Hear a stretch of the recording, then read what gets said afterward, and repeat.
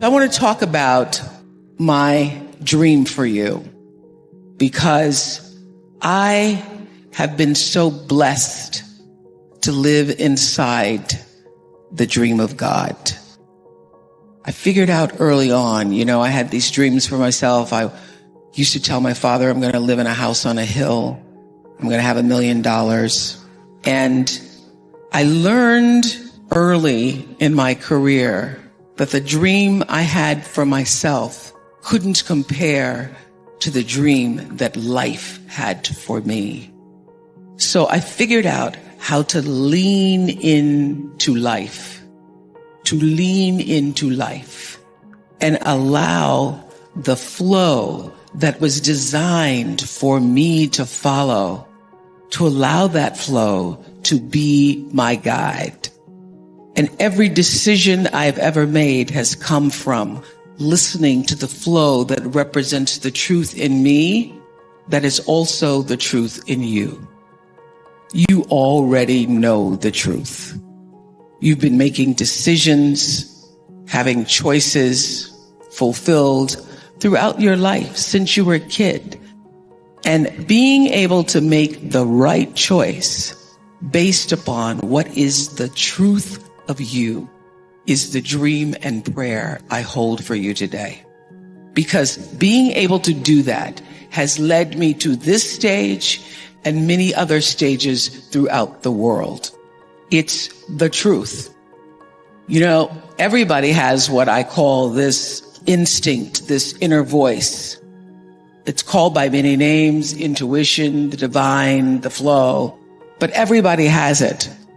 And the truth is, every decision I've ever made that led me to the right space and place in my life, I got there because I relied on that inner voice, the truth of me.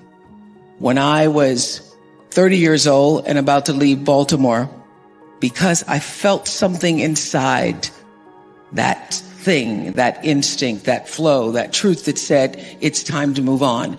And every single person around me, except for my best friend, Gail, that's why she is my best friend, Gail, said, you shouldn't move to Chicago. You should stay here. My bosses said, you're right here in Baltimore. You're a little fish in a big pond. You can grow old here. I go, that's the problem. I don't want to grow old doing the evening news here. So I listened to that inner voice that said, go. And I knew whether I got the job in Chicago, which of course I did, or not, that it was time to leave because the truth of me was urging me forward. And every decision I made after coming to Chicago, when everybody said, you should just take a salary. It's too big of a risk to own yourself, to own your show. What if that show fails? Then you're stuck.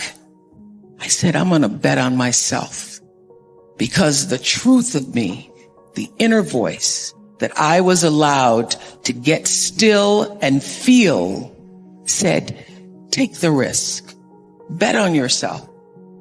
Every decision I've ever made, I've come back to that space and allowed myself to live in the place of intentional living. About 1989, after I'd been doing my show for 3 years, I ran across a book called The Seat of the Soul by Gary Zukav. And in it, he talked about how every action is followed by a reaction, which we all know is the third law of motion in physics. But he also said that before there's even a thought or an action, there is an intention. Something struck me about that. There's an intention that it precedes every thought and every action, and the outcome of your experiences is determined by the intention. At the time, I was a kind of woman who tried to do everything that everybody wanted me to do, because I just started making money. The amount of money I made was being published. I got a lot of cousins instantly. A lot of people I used to know in school and friends of mine who all needed things. And I had problems saying no. So this principle of intention is what literally saved and changed the trajectory of my living, because I started to make my decisions based on what I intended, not just what somebody else wanted me to do or what I thought would please them, but what do I really intend to happen from the outcome of this decision or this choice? And so I started to apply this intentional living and this intentional thinking to everything in my life. I said to my producers, do not bring me a show or an idea unless you have a clear intention about why we're doing it, what you want to say, what you want the outcome to be. And changing the paradigm to from just doing a television show, from just being on TV, to actually intending to be of service to the viewers, changed the trajectory of the show. The reason we were number one for 25 solid years is because we intended to be. We intended to create and to use the opportunity of being able to speak to people every day, to use that as a platform to inform their lives in service, intentionally. And I would say to the producers, do not bring me an idea that I cannot find my thread of truth in, so that I could sit in the seat and ask the questions with the intention of accomplishing something bigger than the interview. So I remember the first time I used this principle of intention. There was a mother on who had lost her 16-year-old daughter.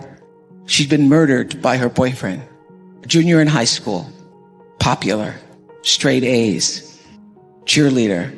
Everybody loved her. Nobody ever suspected that the boyfriend was abusing her. I learned then, back in the 90s, that domestic violence for young girls, for teenagers, is at the same rate of domestic violence for grown women in this country. 1 out of 4 girls, 14 to 18, dating, are being abused by their boyfriends. So this girl had hidden it from her mother and her friends, because girls hide it because they don't want anybody to know, and also because they want to keep the boyfriend. So I went into the green room and I asked the mother, please tell me why you're here. What is your intention? She said, I'm here, Oprah, because your producers asked me to come. I said, but what is the reason you said yes? What is your true intention in being here? And she said, I want people to know that my daughter's life was bigger than her death. Everywhere I go, people only want to talk about her death and how she died and how I didn't know or why I should have known. But I want people to know that my daughter, our daughter, was loved.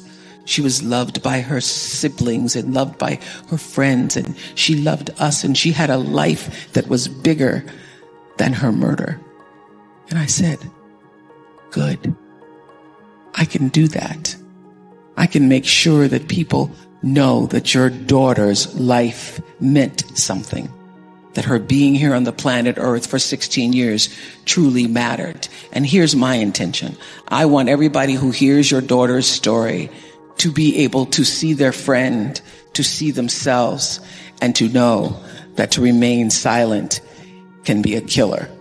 And so every question that I ask you comes from the point of view of an intention to serve the life of your daughter so that her life would not have been in vain. That's the first show I won an Emmy for, when I aligned the intentions. And since that time,